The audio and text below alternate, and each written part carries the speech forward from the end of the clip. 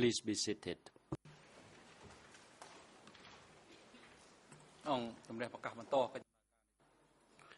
The court is now back in session.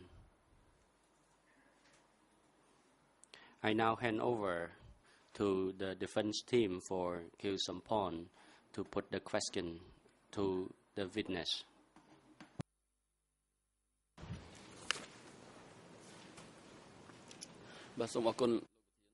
Counsel Kung Samon. Thank you, Mr. President.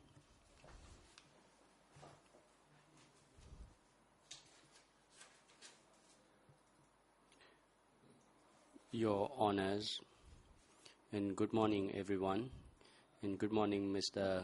Sung Sikun. I thank you very much on behalf of my defense team. Thank you very much for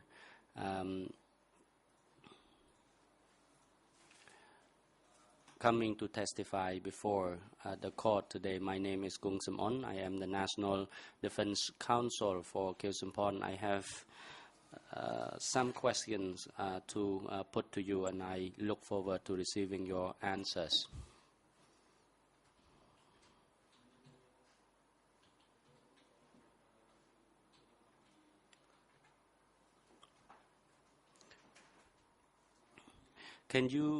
My first question, can you explain the court, the composition of the National United Front of Cambodia, or FUNC? I note that you were also a member of the royal government of the National Union of Cambodia, KRUNC.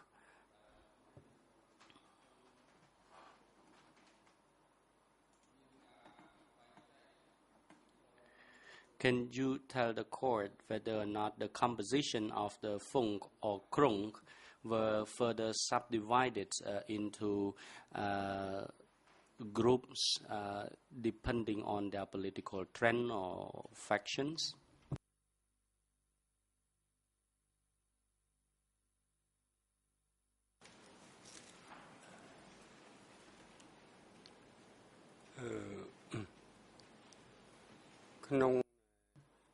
Response.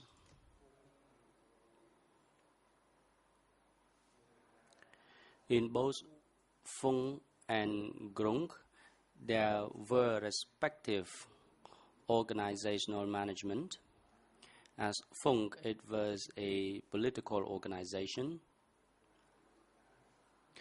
It had a central committee, and above the central committee there was a Politburo of the central committee, and Samdech Panut was the chairman of this committee.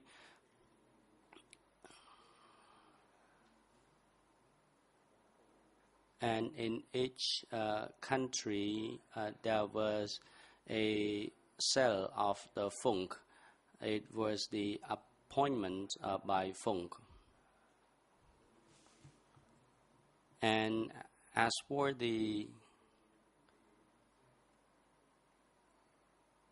political trend of FUNC, it was opened, and this movement was primarily led by Samdech Sihanouk, and there were Sihanoukist who supported this movement as well, and then it was later on broken down into Phun Sin Pek.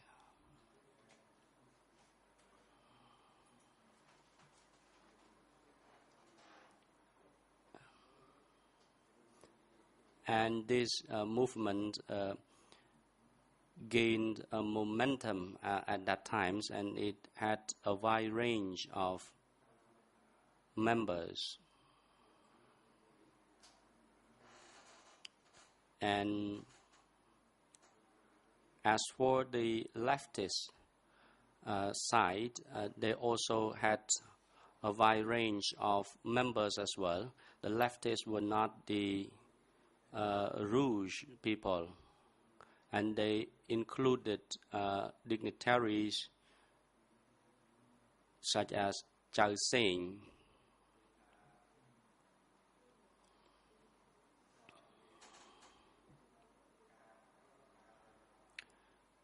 He was once the cabinet chief of the head of state, Samdech Norodom Sihanouk, and he was once the minister with the special mission portfolio. And another faction, it was called the Rouge people, later known as the Khmer Rouge.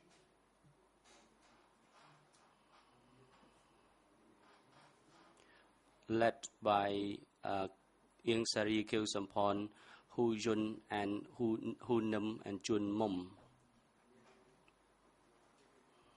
There was another faction which were the old resistance force.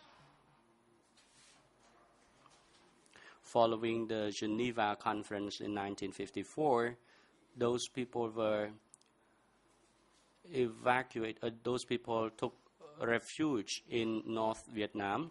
This group was led by Cao Mies, Chia Sot, and others. So there was a large composition of different factions in the Phong, but there was no specific designation for them. Thank you. Question.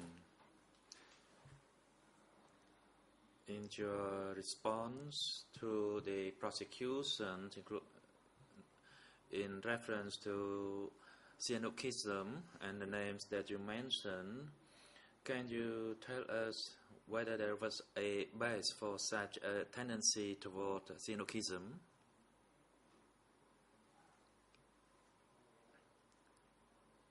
Response. The term Sihanoukism, as I mentioned, had a rather narrow definition. It refers to the elite group who used to work in the Sangkum Niyom regime and later on worked in the government under Norodom Sihanouk. They were namely Ho Sambat, Chia San, and Kai Mia, who was the ambassador to China, Mr. Peng Pei Cheng, who was the former cabinet chief of Samdech Norodom Sihanouk, and the father of Ms. Peng Chiu Kai. And there were a few other elites who was within the circle, but they were not active, namely General Kung Sam Ol, and a gentleman who was the ambassador to North Korea, who was also rather famous within Battambang province.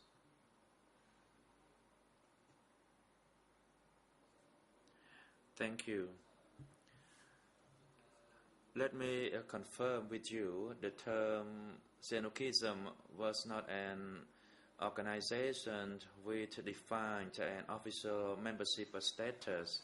It merely shows the tendency toward or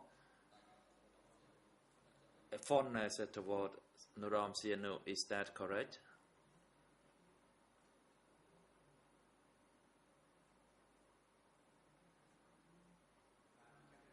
Response: yes.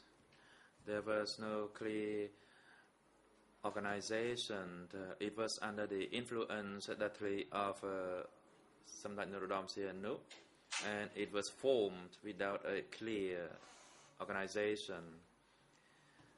However, I can say there were active members or activists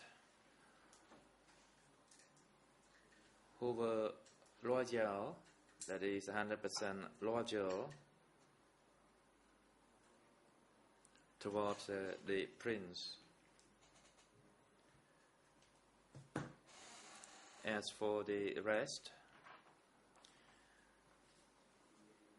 they were kind of a neutral without any particular political tendency, but they were influenced and have a huge respect and love for Norodom Sihanouk.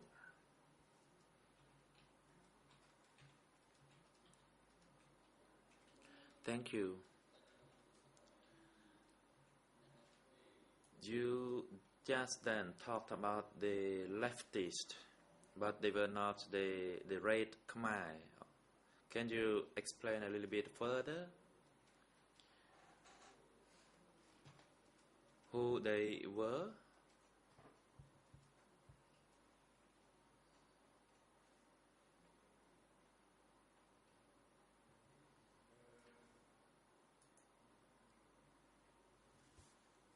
Response. When you talk about the Khmer rules, during the time of my stay in France, there were two separate organizations. There was Khmer Students Union, and they were the leftists.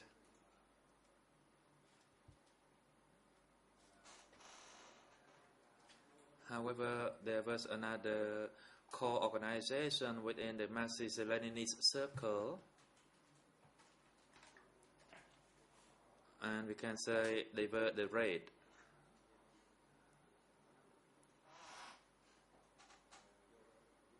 And they allowed and they like to use, for example, the former Soviet Union as a model, or China, or the People's Republic of Vietnam as a model. And that's how I learned of it by listening to the radio that is broadcast, the one that broadcasts from Beijing.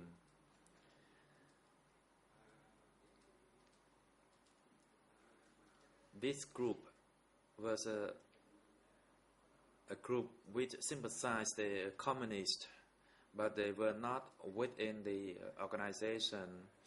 And in the country, there were Su Nam, Chao Saint, who was famous, and they were part of this group. As for other people, Chan Yuran, we can say he was part of this group as well, but initially he was within the group of the Sinokism. Even now he is still a Sinokism, but he cooperated with this group and had a close relationship because they were all elites who loved the country and who had the expertise.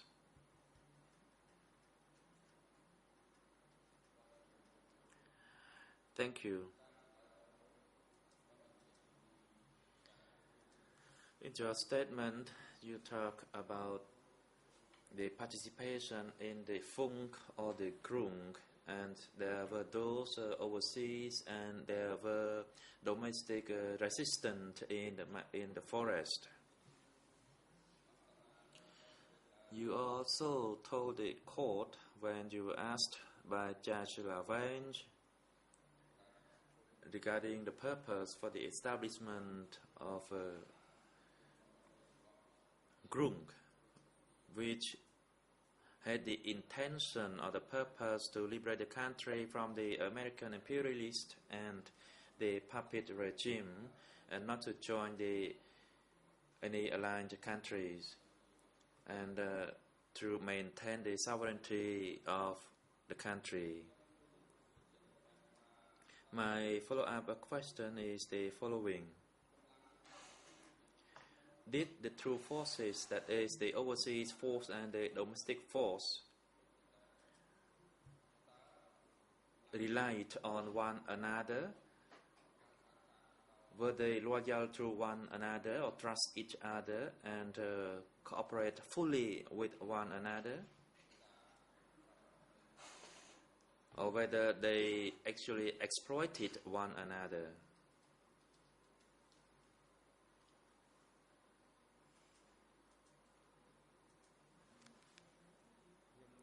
Response.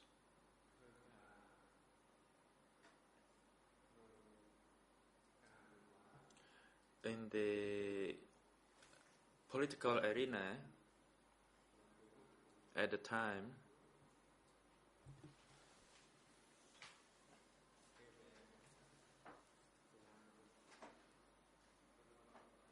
when Marshal Lionel made a coup d'etat on the 18th of March 1970, the people demonstrated throughout the country, namely in Kampong Cham and in various other provincial towns or cities. But those forces were not organized.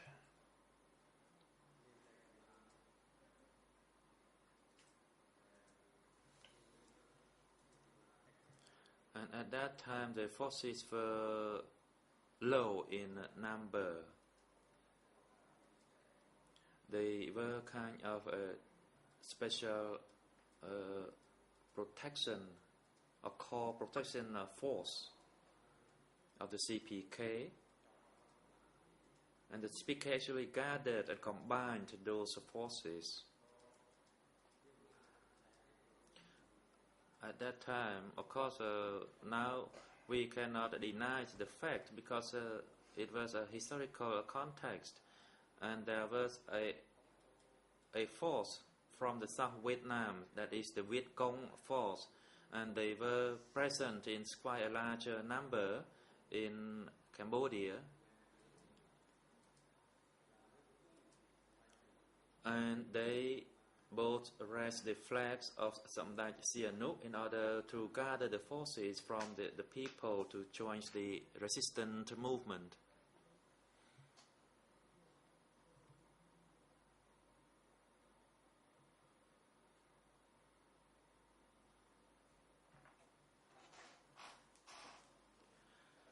Thank you.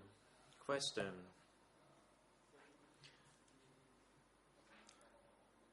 Can you tell us whether Phung had the domestic force who were Cambodians or who were foreigners? And if they were Cambodians, can you give us the estimation of the number of the forces?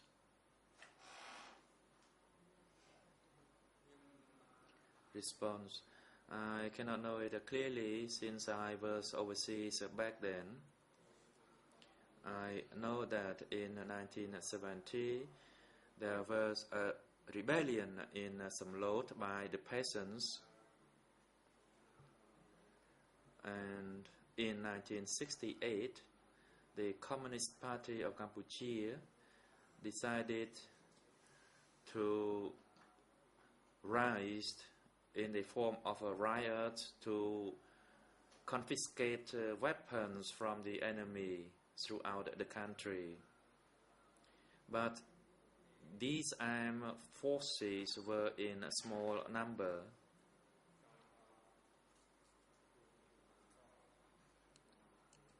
And they would be gathered to form a force of the front.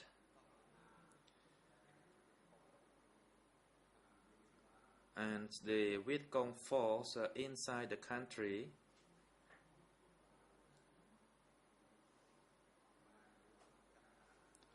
also gathered and organized that force in the name of Prince Norodom Sihanouk.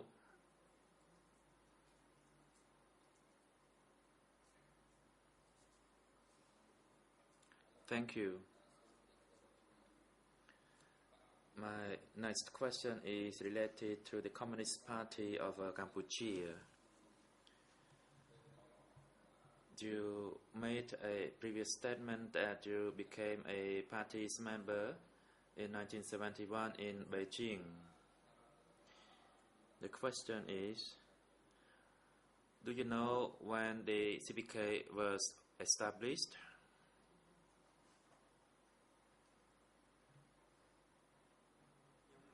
Response.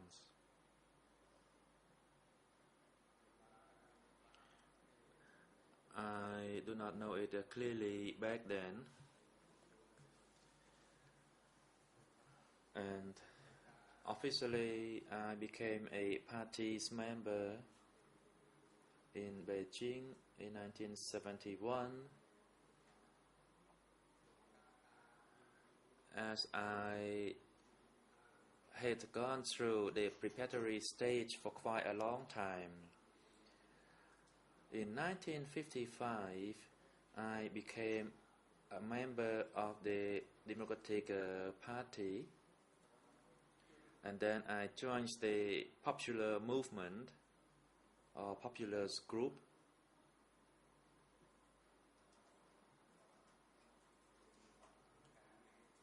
At that time, Mr. Bopan and Cao Mies were the one who led that group.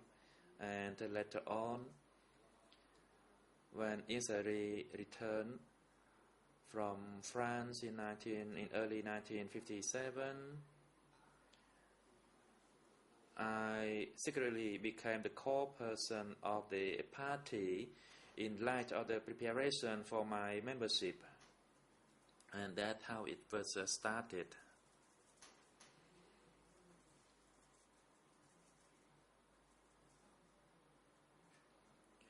Thank you. Question. Can you tell us the reason for a confidential or secret preparation for membership of the party?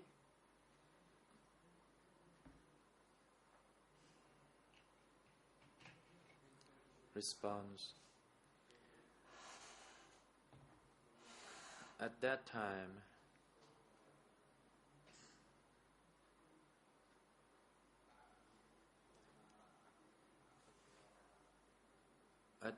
the Communist Party of Cambodia or the Workers' Party had the goal to build a socialist country toward a communist party. And I can clearly recall that when I became a secret core person for the preparation to become a member, during a meeting, I thought that I would never return back to my home because I did not know what would be the risk along the way from my place to the meeting point. It was not as easy as that compared to the situation, for example, in the United States.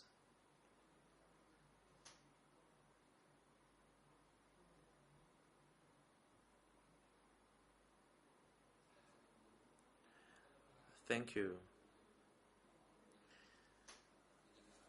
Can you tell the court briefly regarding the mission of the CPK?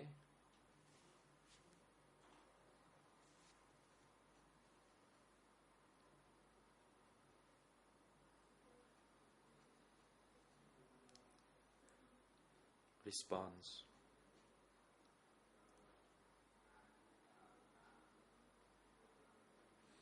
I can say to the extent of my knowledge that the party bears the name of a communist and Cambodia. So the ultimate aim of the party was to build a communist regime in Cambodia. And what does a communist regime means? It means everyone was equal. Everything was communal. So that's in essence, the core meaning of that. But as I understand,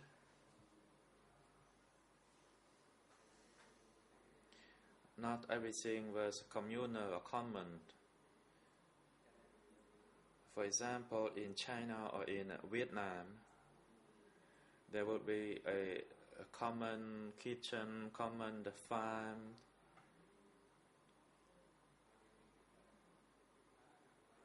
and that will be the long-term objective of the CPK. But the urgent measure by the CPK in the 1970s were to liberate the country from the grip of the old and new oppressed regime or colony, as well as the puppet regime of the foreign country, and that we make a people's revolution, national revolution.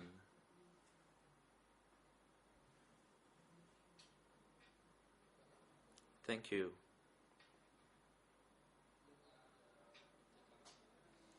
Question: can you tell us about the responsibility of the CPK toward the Funk? Was there a division of responsibilities between the two bodies?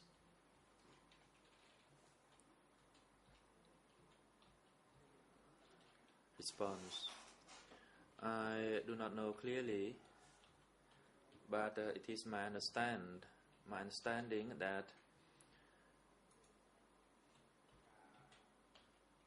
domestically the armed struggle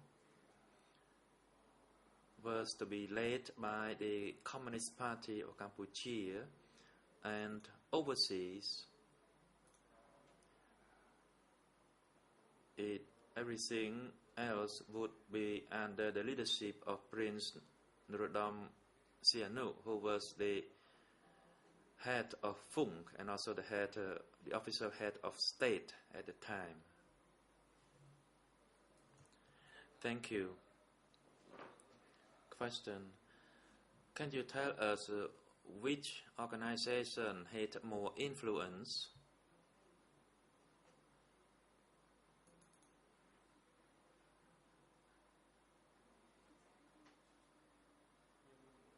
Response: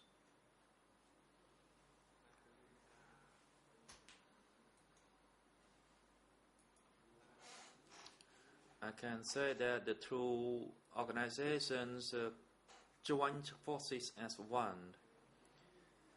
However, when you refer to individual, it seems Prince Norodom Sihanouk had more influence overseas. However, and it still has the authority inside the country. As for the influence of the CPK, although it may develop or evolve under the flag of the Prince Norodom Sihanouk. So it is difficult to say which body had more influence, as both bodies cooperated with one another, and they both have a respect for Prince Norodom Sihanouk,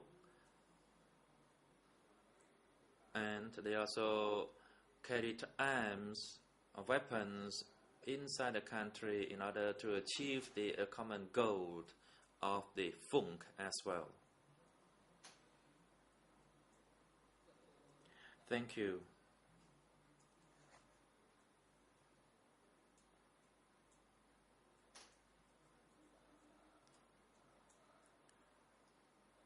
My apology, as I need to pause for the translation, for the interpretation into French concludes.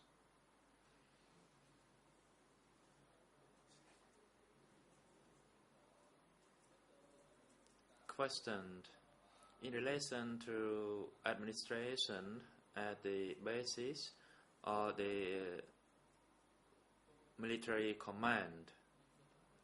Did Phung had the authority at the base or at the battlefield?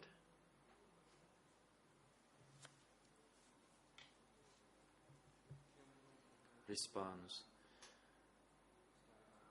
I cannot tell you regarding this point as I was overseas back then. I only know that the domestic force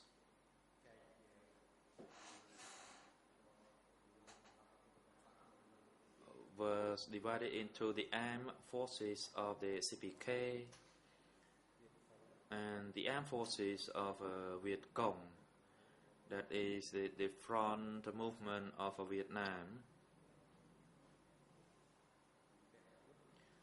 They were armed, trained, and also led the armed forces belonging to Norodom Sihanouk. Thank you.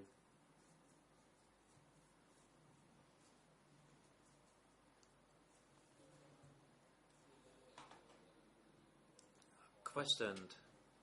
My question is related to the role of Khieu Samphan in Krung. You already stated that Khieu Samphan was the Deputy Prime Minister and the Commander-in-Chief of the National Liberation Force. Can you tell us, during the period of the resistance,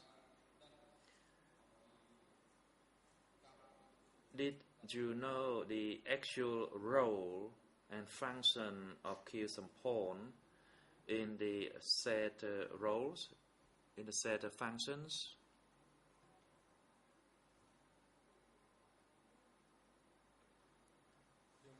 Response. At that time I was overseas, so I could not tell you regarding the functioning inside the country.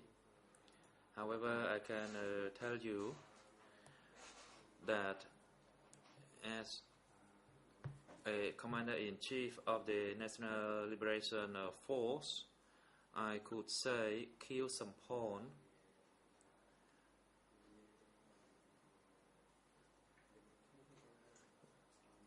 was in a figurative role.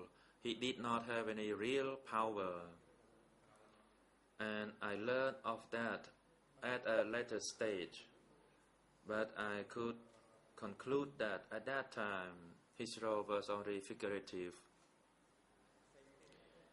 It was other people who actually had the real power to issue commands for the military.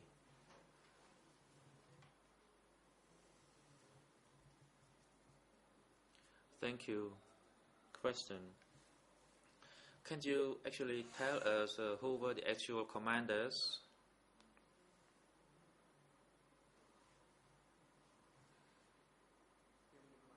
Response. I do not know. In general, at that time I did not even know who was the party secretary. While I was in Beijing, I could never imagine that Pol Pot, whose original name was Lord So, was actually the secretary of the party. We all thought that Khieu Samphan or Ieng Sari was the party secretary, but we never thought that it was a Pol Pot. So I cannot say for sure and respond concretely to your question. Thank you.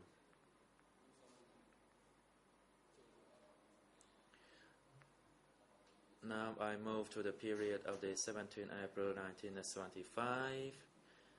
Again, regarding the role of Khieu Samphan. You already told the court that Khieu Samphan was the head of the president of the state presidium. My question is,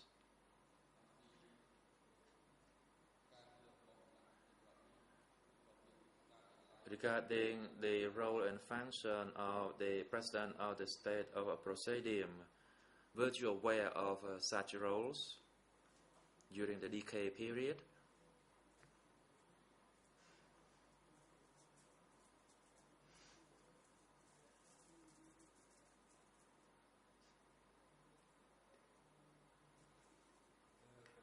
Response.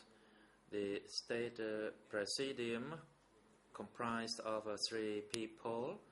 There was the president and the first deputy president and the second deputy president or vice president. That's all I knew. But I do not know where the office of that state presidium was. And this applies to other ministries as well. It only existed on paper. Question.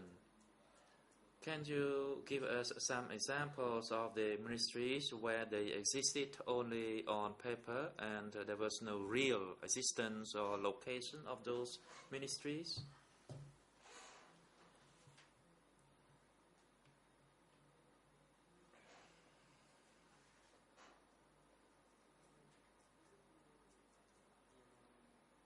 Response.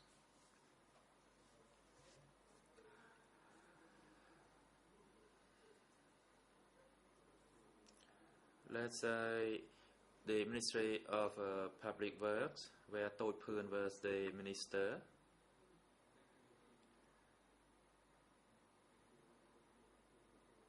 It seems there was no actual ministry. And another one is a Ministry of Commerce. The actual appropriate ministerial structure was only the Ministry of Foreign Affairs with a proper systematic organization.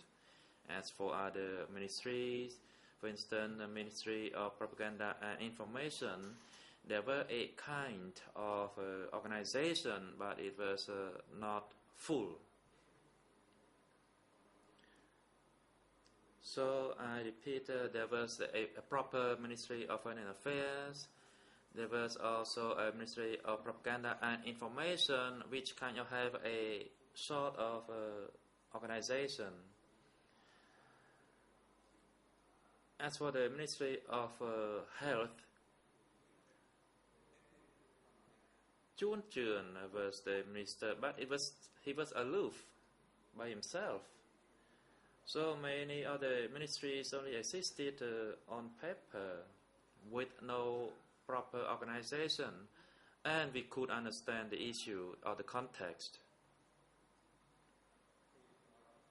Because after the war and during the period of reconstructing the country,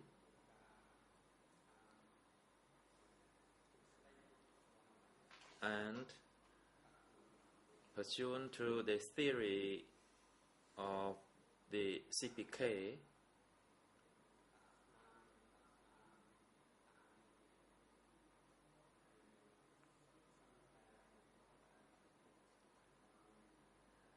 we shall not maintain anything on paper as it could be used as the enemy. And we should try to maintain the secrecy, and that's how it was practiced back then.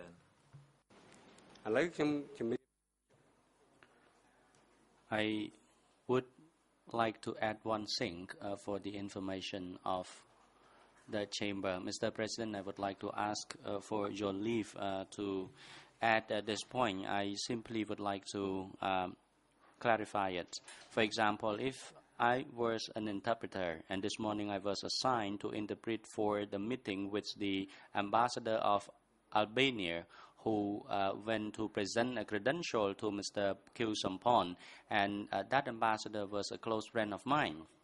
And then, In the evening,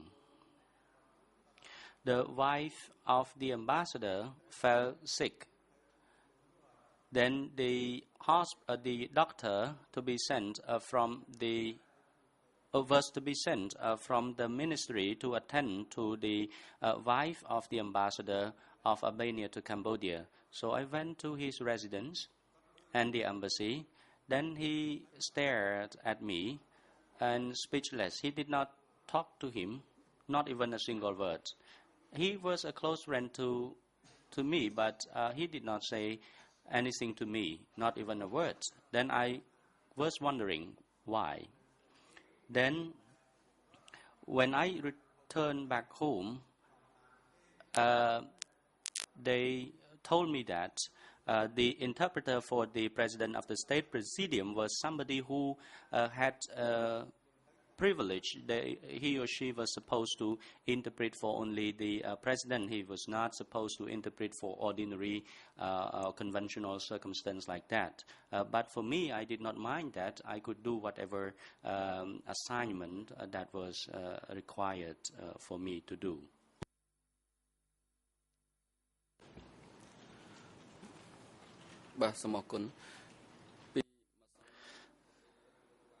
Thank you. Yesterday, you testified to the court. I would like to extract from page 19 in Khmer. In the morning, at 10:09, at 10 hours and 9 minutes, and you mentioned that there was no translation into other language. I would like to read it out. Quote, I said already earlier on that Mr. Khieu Samphan was like me at that time in that specific circumstance, but because he was senior, he was appointed the president of state presidium, but actually we were in the same situation, and that was the arrangement of the communist administration then. Do you still recall that testimony yesterday?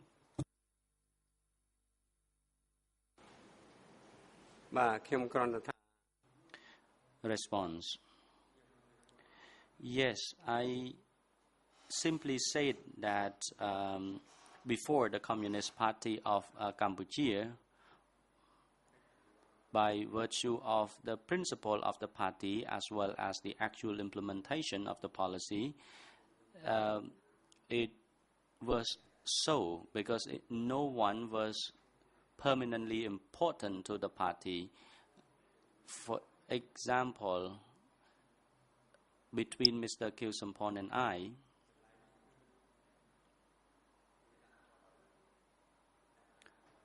I observed that the position that was designated to him was because he met certain criteria which were absent with me. For example, he was senior and he possessed higher qualification. He was a person of maturity. He was much more mature than I was at that time. But in terms of authority, I don't think that he had more authority than I did. That was in the capacity of the President of State Presidium in Cambodian context. I did not refer to the context of the state of the President of State Presidium in other countries. And of course, he did not have any authority to sign or authorize anything. I am saying this not because I am in favor of him or I'm trying to mitigate him, but that was the actual situation on the ground. I witnessed myself. And I am not trying to have the judges believe that what I'm saying is all correct and accurate, but I only describe the situation back then, and I may not have understood the situation very well at that time either.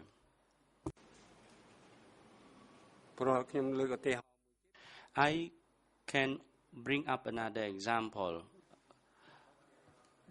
medical doctor, Chun Chun, he was designated with a Ministry of Health portfolio, but he was a conventional, was an ordinary medical doctor. He did not have the ministry office to work with. He was the only minister and doctor to that ministry.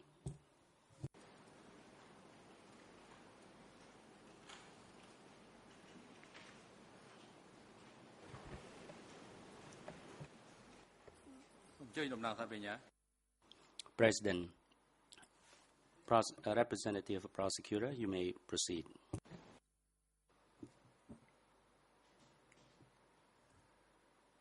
Thank you, Mr. President. I would like you to remind the witness that he shouldn't speculate.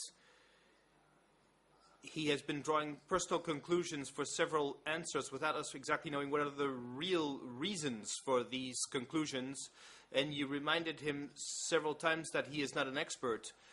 So I wish him only to testify on what he knows precisely.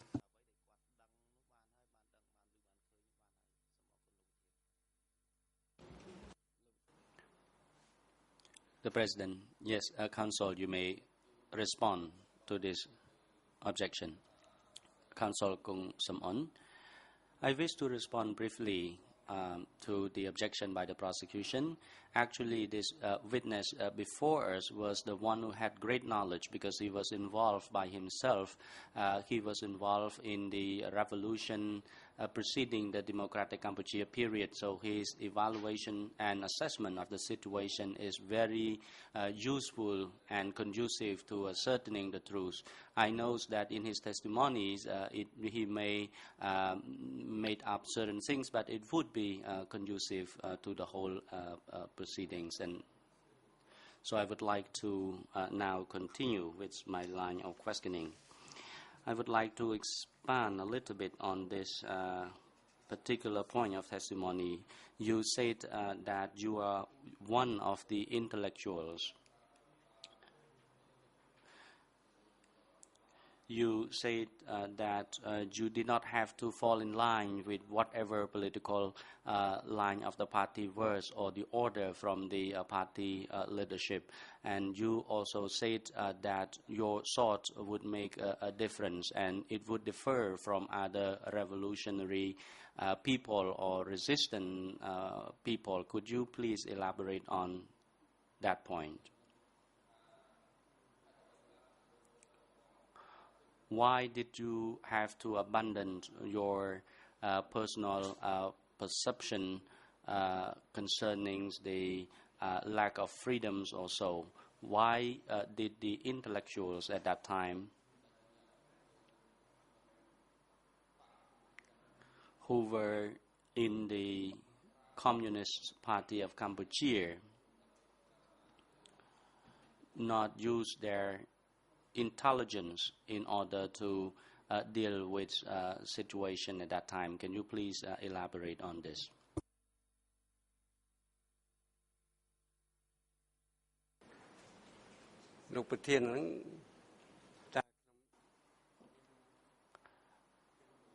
Response.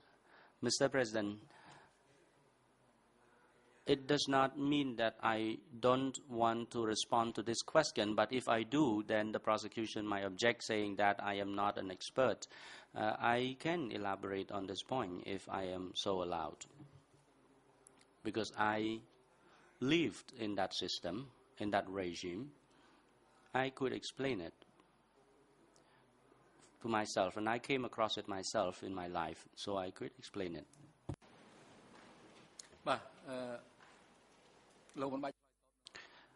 President, witness, you do not need to respond to this question.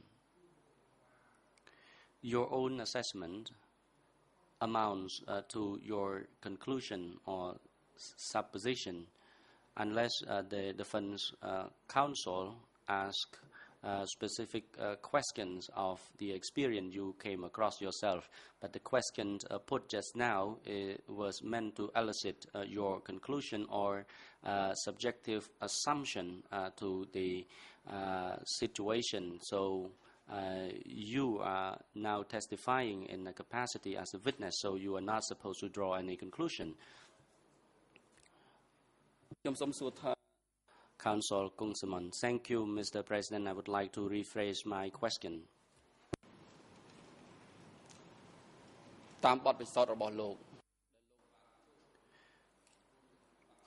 Through your experience participating in the movement well before the liberation of 1975 until the country was liberated in 1975,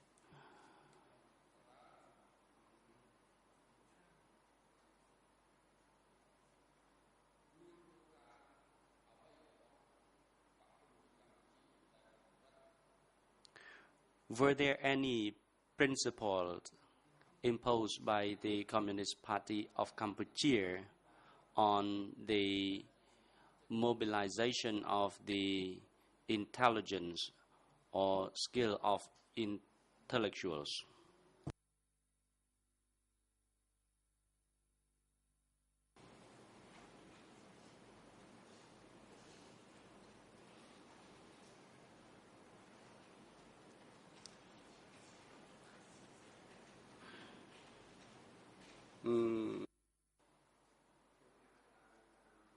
Response. I can respond to this question based on my personal experience. First, I got used to living in a foreign country, and particularly a country with a strong capitalist system, and the country that once colonized Cambodia.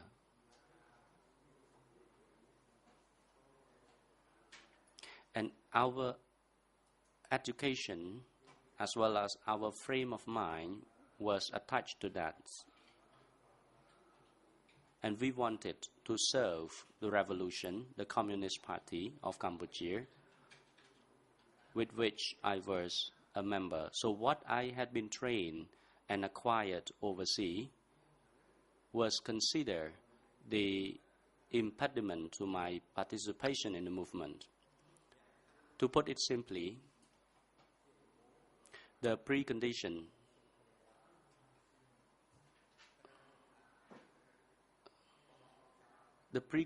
was that I had to abandon whatever I acquired from my overseas training, because it were not only the burdens but also the obstacle of my participation in the movement. And I had to refashion myself. I had to rebuild my personal view in line with the line as well as the principle of the Communist Party of Cambodia. So whatever the party decided, whether it be the political lines or tactical lines or strategic line as well as the practical lines, we had to adhere to.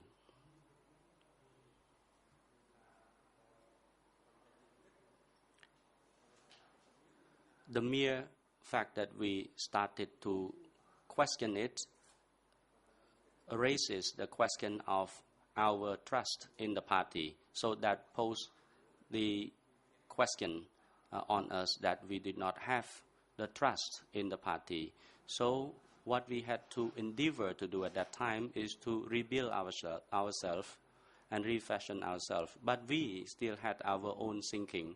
But we did not question whether or not the line was correct. That's what we understood at that time. From my experience, we were in a situation like we were being lured to concede to them. In other words, we were persuaded and we would follow them completely and blindly. For example, the elimination of private ownership. Actually, the story is very long-winded, but if I want to elaborate on that, I have to bring up examples. Of course, I do not want to waste the court time unless unless the President allows me to do so. Otherwise, I cannot elaborate further, because if I have to bring up an example concerning the theory and practice at that times, it requires example as well to elaborate.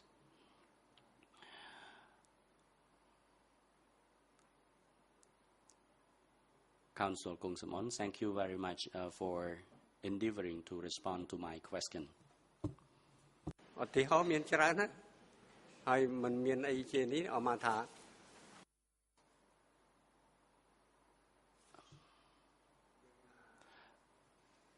Witness.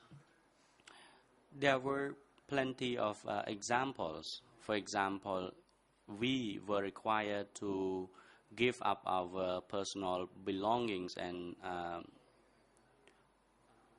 property. For example, we thought that if we were entitled to have only one bag sack with us to keep our properties, that would be proper. But in 1979, I was in charge of a group of refugees. Then in the evening, when I met those refugees, I also met with some of the Thai businesses.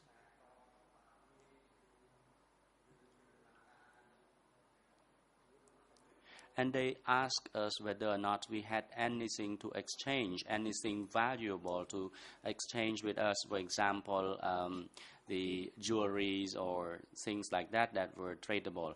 But I told them that we had nothing because we came from the socialist country. We did not have any belongings of values. But they were a bit irritated with us because they did not believe that it was the case.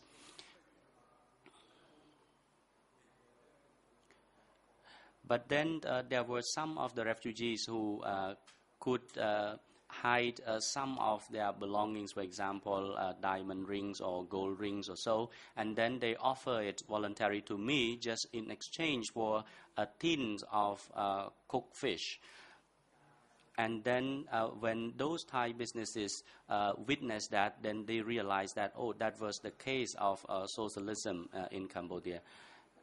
And it recalled my memory when I first came to Phnom Penh back in 1975. I saw jewelries or some valuable items scattered in different places, but nobody bothered to keep them. But when the situation was pressing over there, we could use for exchange of food to eat. The President interrupts. You may pause here, Mr. Witness.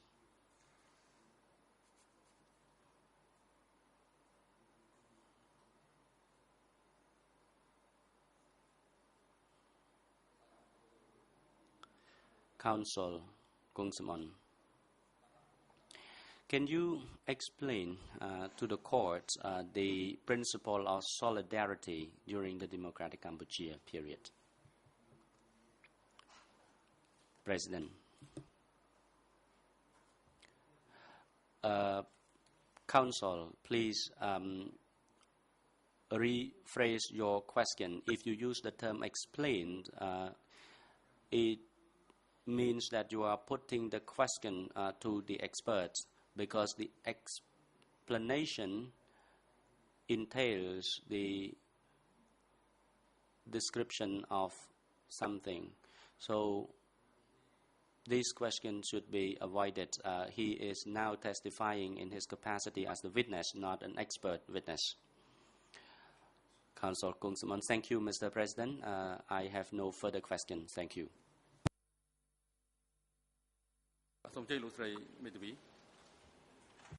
President, I note the Defense Counsel. You may now proceed.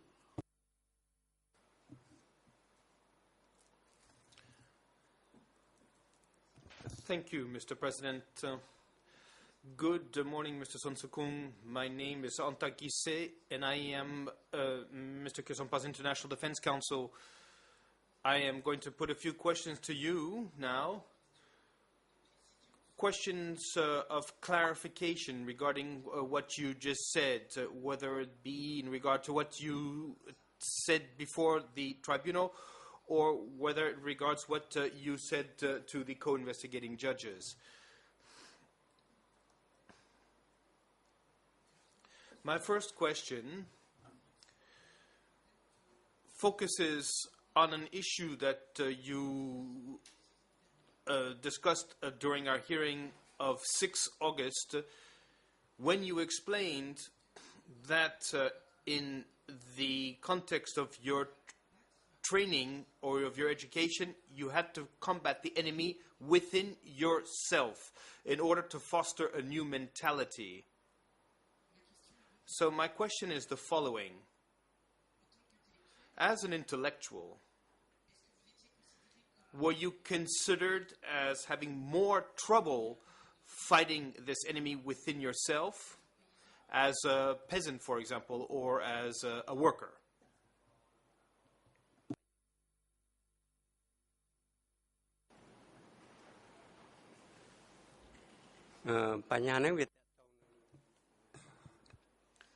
This issue concerned the private ownership too.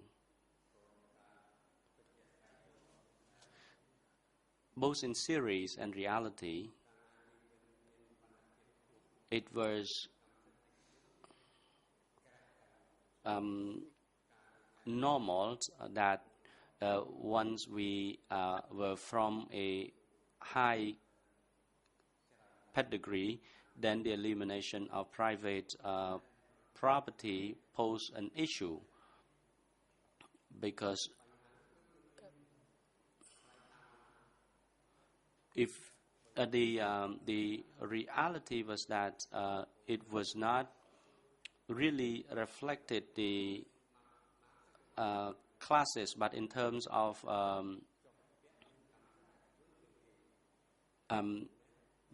the Marx doctrines that people are normally bothered by private property.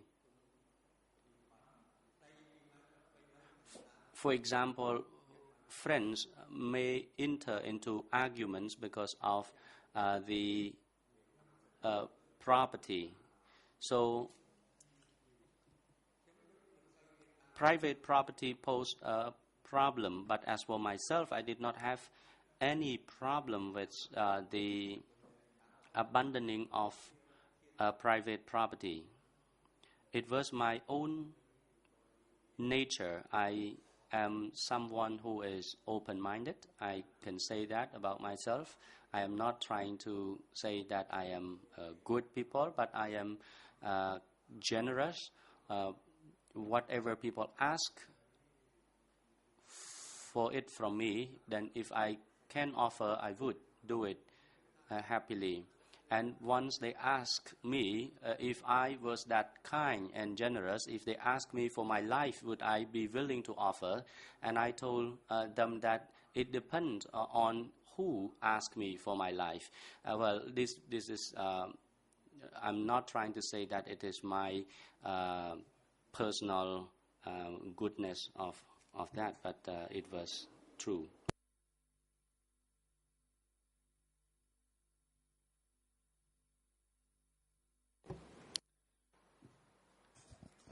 Witness, thank you for your answer.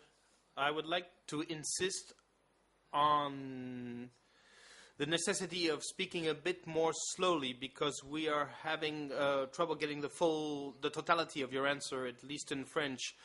And furthermore, I'm going to try to put to you specific questions, so if you could therefore answer these questions precisely. So my following question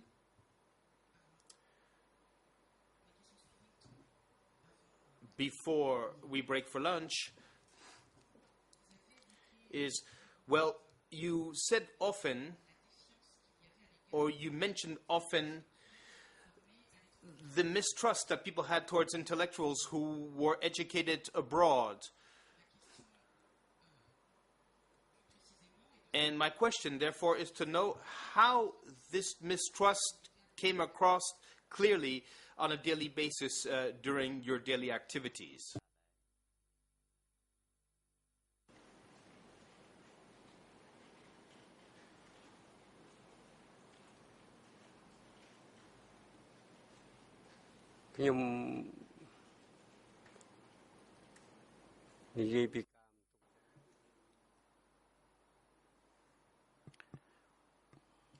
With regard to mistrust, actually it prevails with all aspects.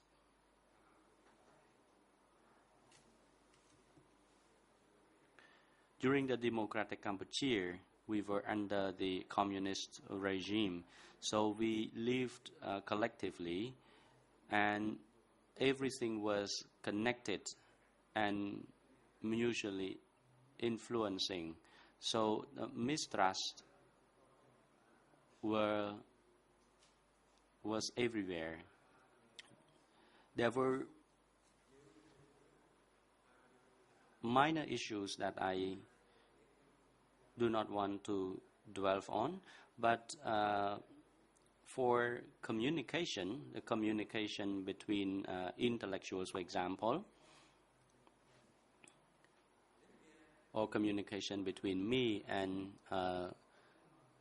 senior leaders, as well as the secretary of the party, I was not so afraid and inferior to them, because I knew them very well. That was my personal characteristic at that time. But with others whom I did not know well, I dare not say anything about them, because I did not know them that well. President, thank you, Council, and thank you, witness. The time is now convenient for the lunch adjournment. The Chamber will adjourn from now until 1:30 this afternoon.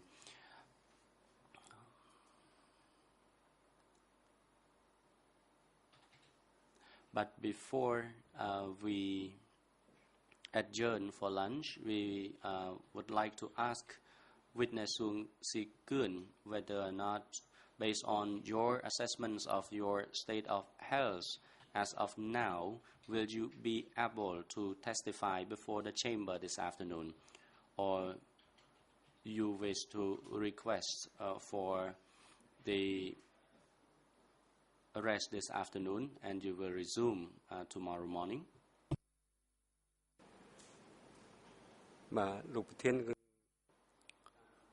Witness. Thank you, Mr. President. Due to my state of health at the moment, I am of the opinion that I cannot continue testifying this afternoon, and I would also like to request the Chamber and the President to take a rest the whole day tomorrow as well, because I observe that my health condition is degenerative, and I know myself that I am bothered by different kinds of diseases and ailments. Vascular disease is one of them, so I would like to request the Chamber that I be allowed to rest this afternoon as well as tomorrow. Then I will be able to resume on Monday next week. President, I note just now that the Defense Counsel for Khieu Samphan was on her feet just now. Do you have any matter to raise?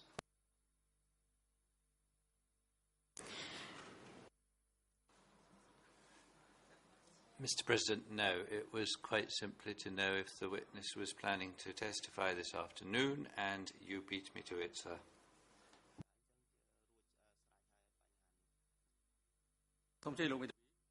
The International Defense Counsel for Mr. Nguyen Jia, you may proceed.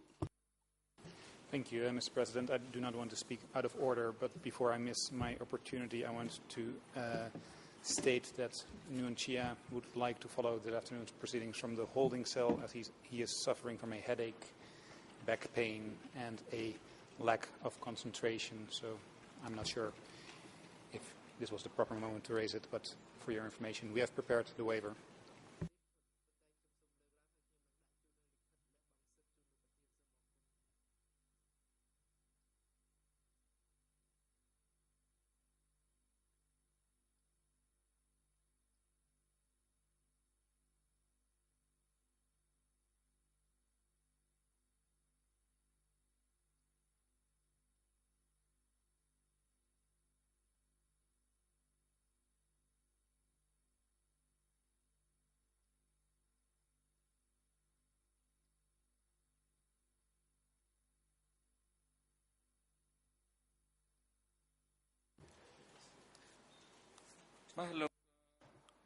President,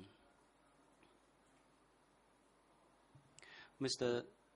Sung Si-kun, you have indicated your status of health at the beginning of the testimony, and the Chamber has already advised parties and members of the public concerning the fragile health of you.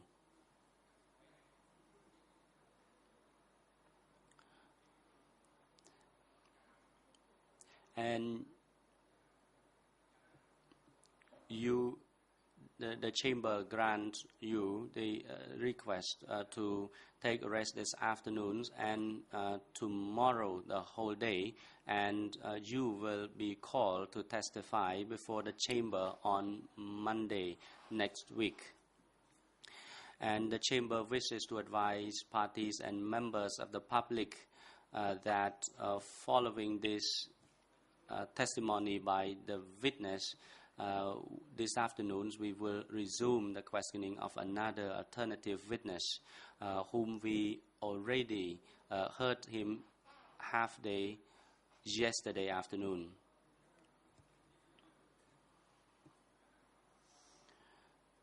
So Mr.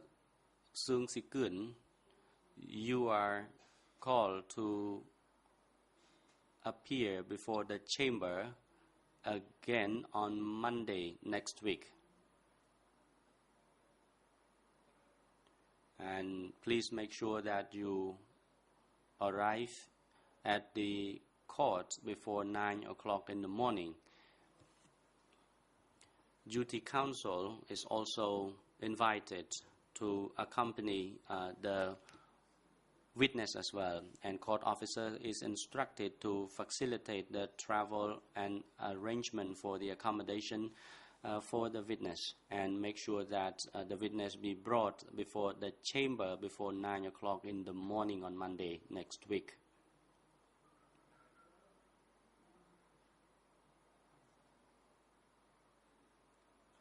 On a separate matter, noting the request by Mr. Nguyen Chia through his defense counsel to follow the proceedings through audio-visual means for the remainder of the day today due to his health reason. The Chamber grants the request for Mr. Nguyen Chia to follow the proceedings remotely from the holding cell through audio-visual equipment for the remainder of today's proceeding, and Mr. Nguyen Chia has expressly waived his right not to be present directly in this courtroom. The defense team for Nguyen Chia is required to submit the Chamber immediately the waiver of Mr. Nguyen Chia that he is willing not to be present directly in this courtroom, and this waiver shall be some printed or signature by Mr. Nguyen Chia. AV assistant is instructed to connect the audio-visual equipment for Mr. Nguyen Chia so that he can follow the proceeding from a holding cell downstairs for the remainder of today's proceedings, and security guards are instructed to bring Mr. Nguyen Chia and Kyew Sampon back to the holding cell downstairs. And this afternoon, Mr. Nguyen Chia is to remain in the holding cell where he can follow the proceeding by audio-visual equipment. and Mr. Kyu Sampon is to be brought back to this courtroom this afternoon before 1:30. The court is now adjourned. All rise.